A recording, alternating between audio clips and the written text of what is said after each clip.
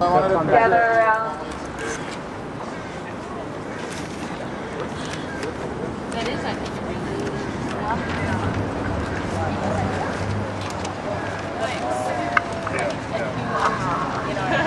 Good afternoon, everyone.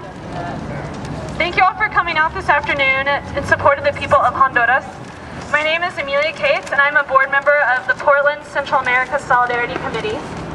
As many of you know, yesterday morning, a section of the Honduran military, led by General Romeo Vasquez, surrounded the home of President Jose Manuel Zelaya, beat him, and took him hostage. President Zelaya was then secretly flown to Costa Rica. Later in the morning, Foreign Minister Patricia Rodas and the ambassadors from Nicaragua, Venezuela, and Bolivia were also beaten and taken hostage by Honduran military forces. The ambassadors were released shortly afterwards, while Foreign Minister Rodas is still under military arrest. Around 5 p.m. in the evening, the National Congress voted to appoint Congressional President Roberto Micheletti as interim president. At this time, the democratically elected President of Honduras, Jose Manuel Zelaya, has not been reinstated as president of the country. This coup did not happen on any ordinary day, but rather was staged to intervene in a non-binding poll of public opinion being held by President Zelaya's administration.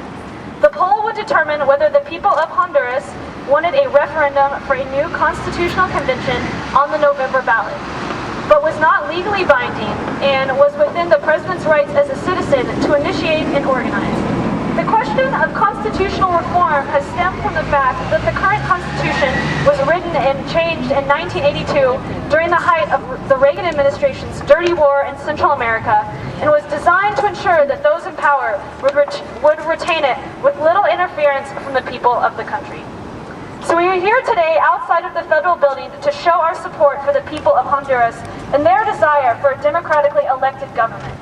We would like to begin by thanking the Obama administration, and specifically Ambassador Lorenz, for following the lead of the European Union, the Organization of American States, and the United Nations by condemning the coup in Honduras and for refusing to recognize Robert Micheletti as president of Honduras.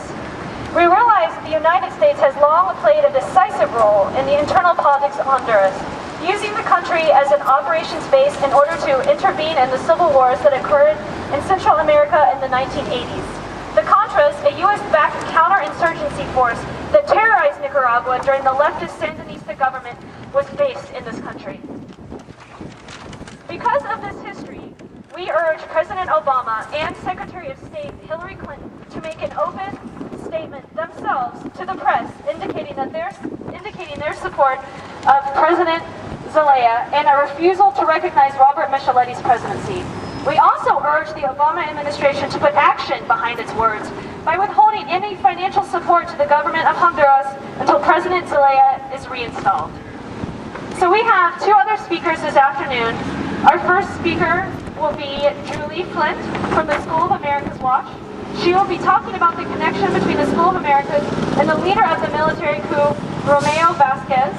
We will also hear from Honduran immigrant and former PCAST board member, Angie Mejia, who currently has family members in Honduras.